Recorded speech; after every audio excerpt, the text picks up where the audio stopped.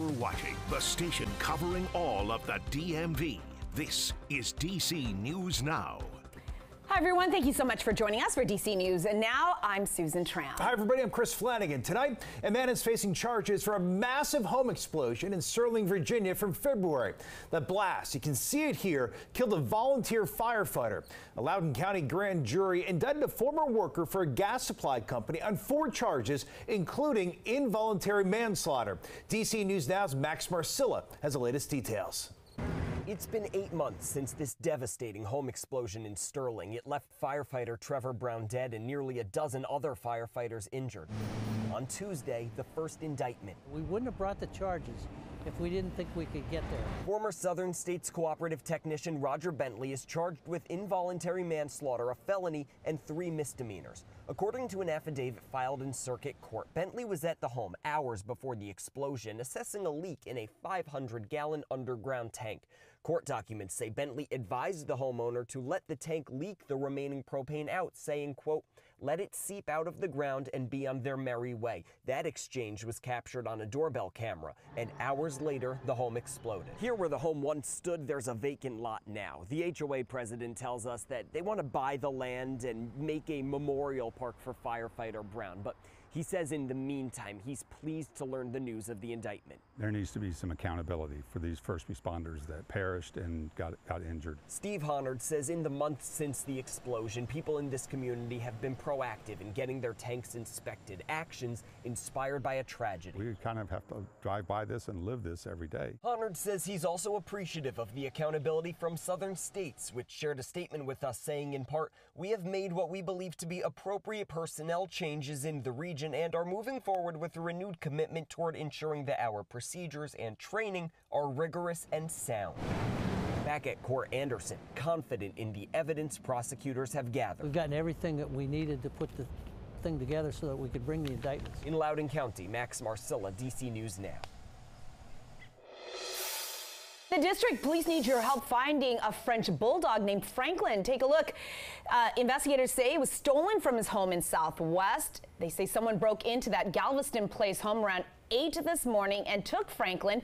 The year-old French Bulldog is dark gray with a mark on his face just below his nose. Take a look at the picture again. If you recognize the dog, if you've seen him or have any information, you are urged to call police. And developing now at 9, there are growing calls to boycott a D.C. pizza chain after it started marketing its Marion Berry Knots at the expense of the late mayor's drug use. D.C. News Now's Daniel Hamburg joining us live at the Ann Pizza location on U Street Northwest. And Daniel, the campaign, it's not subtle about its reference to cocaine, and a lot of people, well, they're really angry about it. Chris, the Ann Pizza calls it an edgy campaign, but activists in the area say they are appalled, and that is why they are calling for a boycott of this Ann Pizza and all the other locations in our area to show that they won't stand for disrespect. The Marion Berry Knots have enough powdered sugar that will have customers bumping elbows to order and even force the DEA to look twice. That's how And Pizza describes its new dessert, referencing the late Marion Berry being caught smoking crack cocaine in 1990. Why would you focus on one thing like this versus all the things that he's done for our community? So people are outraged. I'm outraged. Ron Moten with Don't Mute DC says that's why he's calling for a boycott of the chain. We're going to basically show the other businesses why you should be good businesses in Washington, D.C., because you can go hit the road, Jack, and don't come back no more as far as we're concerned, because you can't get our dollars disrespecting us and leaders like Marion Berry. As we reported Monday night after Berry's widow called it racist and disrespectful, And Pizza's CEO said, "We're talking about a Marion Berry. That's spelled with an E." That's a disrespect and a doubling down. That there's no way in the world that we can allow that kind of business, that kind of disrespect to continue to flourish off of our money. Approaching 10 years since Berry's death, Reverend Tony Lee says he should be remembered for what he did to build up the middle class in D.C. and beyond its borders. We cannot allow people to feel like they can just do whatever they want to do, disrespect our community in any way they want to. There has to be a price. Now, we did reach out to Ann Pizza to get another comment on this boycott. They have not responded to us. We do know activists will be here tomorrow morning on U Street to detail more of their plans for this boycott. We're live in Northwest. Daniel Hamburg, DC News Now. Certainly controversial. All right, let's get a first check on the forecast. We saw Daniel out there. No jacket tonight. Pretty nice for mid to late October. Again, Janessa. Super jealous. Right? I want to be out there right now. But I'm asking you to find your coat because we're under that seesaw. Another effect. warning. Yeah, another up and down situation. Tomorrow's a great day, though, as we go into your midweek.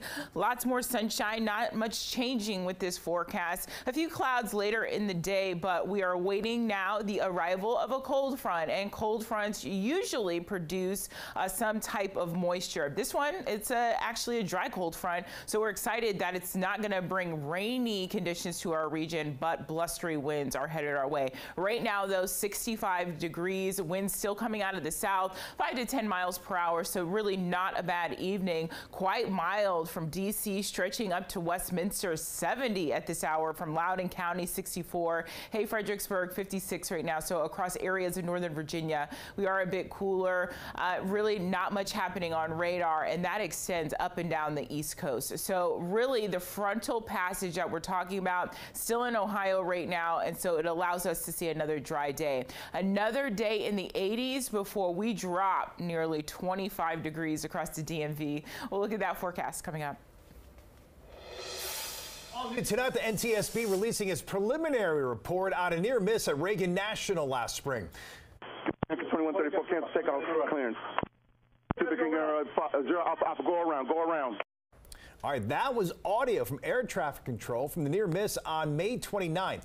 The NTSB says an American Airlines flight to Boston was waiting on the runway as a small private plane from Norfolk, Virginia approached.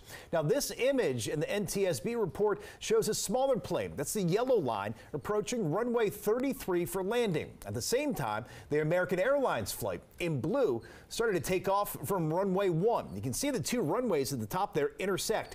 As they approached, an alarm went off warning air traffic control. The American Airlines flight was told to abort takeoff, which it did. That smaller plane was also told to abort its landing and go around, but it already had landed. The NTSB says during its investigation, it found safety concerns in human performance. No disciplinary action is listed in the report, and the NTSB is still putting together a final report. Developing now in Maryland, take a look. This brazen break-in at a luxury store in Chevy Chase. Nearly 24 suspects running into the Saks Fifth Avenue here last month and coming out with these expensive items. DC News Now's Marielle Carbone is live for us tonight. And Marielle, pretty stunning video there. And you spoke with shoppers. What are they telling you? Yes, Susan, people we spoke to, they say the sheer number of people involved in this is shocking, but this act itself, the burglary, not so much. They say, if anything, it highlights a societal issue in our community right now, and that is that young people are desperate. It's bizarre. I mean, I don't think I've ever actually seen a burglary like that. A 3.5-minute video showing more than 20 people burglarizing this Saks Fifth Avenue in Chevy Chase. This is the first time I'm seeing guys coming in and going out and coming back in and going back out. The crime happened just after 1 a.m. on September 10th, with suspects stealing handfuls of bags and other merchandise. Montgomery County police arrested 2 men on the scene, both charged with commercial burglary. Now, weeks later, police are releasing surveillance footage in hopes of identifying more suspects. I see desperation. I see children who don't have no guidance. For Kiani Wadi, who works in the area, the video isn't shocking. She says it highlights a bigger societal issue. Go to school, be good to your parent, but you know, it's easier said than done because you don't know everybody's situation or make them do the things that they do. According to the National Retail Federation, organized retail crime is a growing issue. In 2022, more than $112 billion in sales were lost due to theft. And I'm concerned that businesses will close. I'm more concerned that the people who work in the businesses are getting traumatized. For Karen Goldberg, there's no easy answer on preventing this from happening again. But she says more community support is a start. A lot of mental health care. We need a lot of support to families. And so again, police are asking for the public's help identifying any of those people in the video. And Chris and Susan, there is a reward ranging from $250 up to $10,000 for information that can lead to an arrest and conviction in this case. Reporting live in Chevy Chase tonight, I'm Marielle Carbone, DC News Now. All right, so many suspects there. Marielle, thank you. New tonight, a plan to lower prescription drug costs for government employees moves forward in Maryland. A legislative committee voted to allow a state drug affordability board to put a plan in place to cap the price of certain high-cost prescriptions. Now, the move would apply to state and local government employees. That board could make this move later this year.